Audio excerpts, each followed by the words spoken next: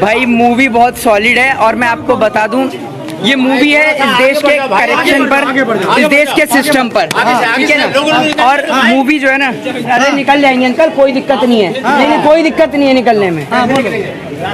इस मूवी के अंदर दिखाया गया है पूरी तरीके से कि जिस तरीके से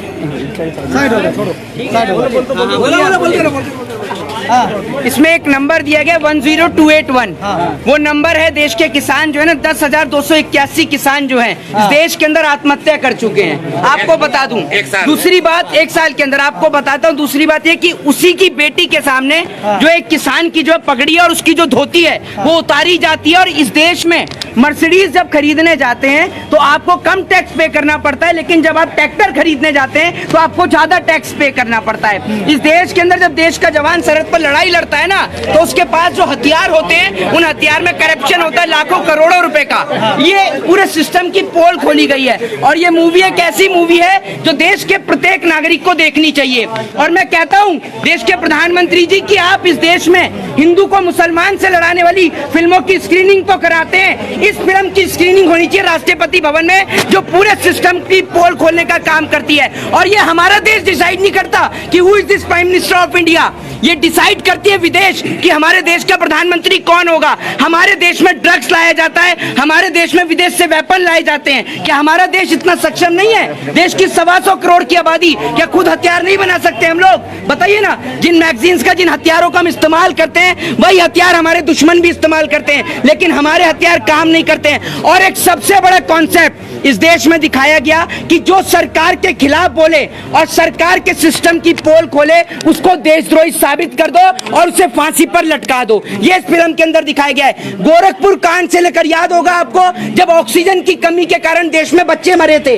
याद होगा। एक एक सिस्टम की पोल खोली है और उसमें जब सिस्टम की पोल खोलते हैं तो डॉक्टर्स को उठाकर जेल में डाल दिया जाता है। यही सेम इस मूवी में दिखाया गया है कि वो डॉक्टर्स जो इस देश में लोगों का जीवन बचाने का काम करते हैं, वो डॉक्टर्स जब हेल्थ मिनिस्टर की पोल खोलने का काम करते हैं तो उनको उठाकर जेल में डाल दिया गया है। एक सीन जिसने मेरी आंखों में आंसू ला दिए सर, वो सीन सबसे गंभीर सीन था इस फिल्म का कि वो जो बेटी जो है ना, वो बेटी वहां खड़ी रहती है और उसके सामने बैंक वाले जब पैसा लेने के लिए आते हैं ना सर, तो वो जो किसान जो है ना सर, उसकी धोती उतार दी जाती है। सर इस देश का क्या किसान, आप एक बात मुझे बताइए, वो आत्महत्या करे 5,000 करोड़ का जो अभी कर्जा है वो रिसेंटली सर सुभाष चंद्र का माफ किया गया है। क्या हमारे देश के किसान का कर्जा नहीं माफ हो सकता?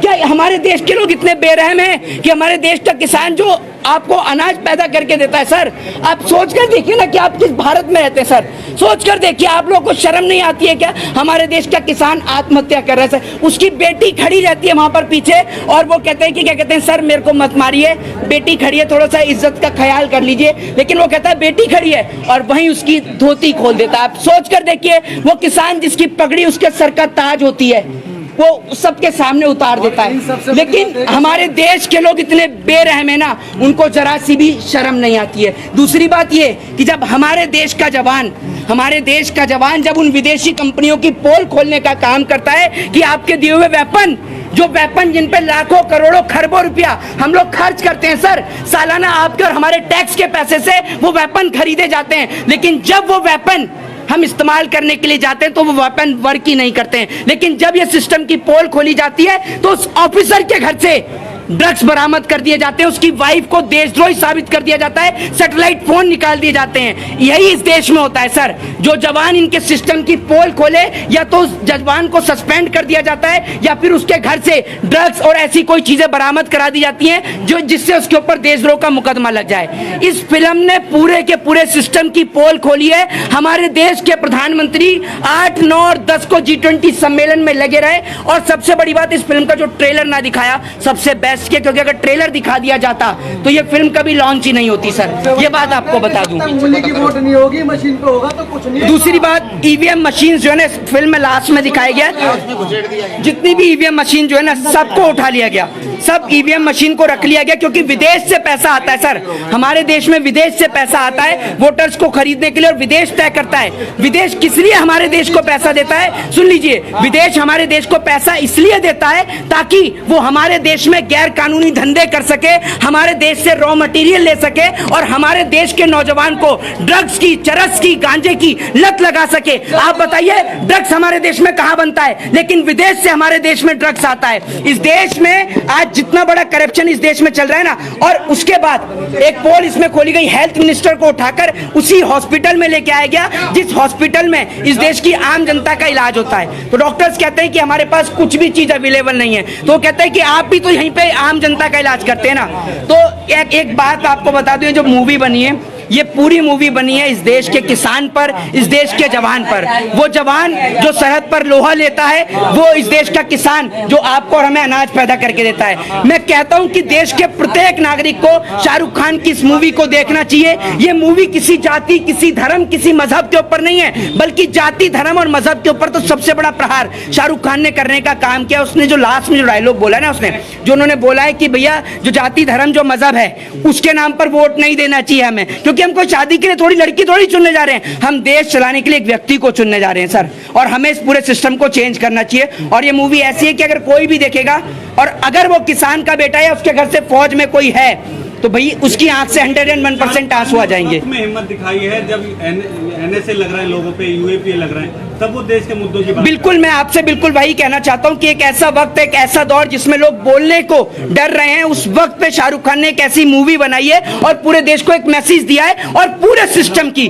पूरे करप्टेड सिस्टम की पोल खोल दी है। मैं आपसे कहना चाहता हूं कि इस देश के अंदर कोई आपको बचाने के लिए नहीं आएगा, आपको खुद घर से निकलना होगा। आप क्यों वेट करते हैं? आज आपकी बेटियों के साथ देश में बलात्कार हो रहा है, आपकी बेटियों को निर्वस्त्र किया जा रहा है, आप लोगों को लड़ाया जा रहा है मंदिर और मस्जिदों के नाम पर, जबकि आप देखिए कि देश की एक्चुअल सिस्टम क्या है, देश की एक्चुअल कंडीशन क्या है। आज भारत देश की आर्थिक हालात खराब हैं, भारत देश में श्रीलंका जैसी स्थिति उत्पन्न हो सकती है। मैं आपसे कहना चाहता हूं कि हिंदू मुसलमान के नाम पर नहीं, देश के लिए सोचिए। जय हिंद, जय भारत, वंदे मातरम। शर्मा बने रही हैं। चौधरी साहब क्या कहेंगे, फिल्म देख कर निकल रहे हैं आप? नहीं, जिस हिसाब से देखो करेक्टर है ना, नहीं समझ, और एक एक करके स्टेप बाय स्टेप जो लिया है ना, पॉइंट बाय पॉइंट, तो उन्होंने यही दिखाया है कि जो भ्रष्टाचार देश को जो निगल रहा है ना, उसकी वजह से सारा सिस्टम ही करप्ट होके, और वो सिस्टम ऐसा हो गया है कि देश की कोई भी चीज उस पर भरोसा करने लायक नहीं बची है।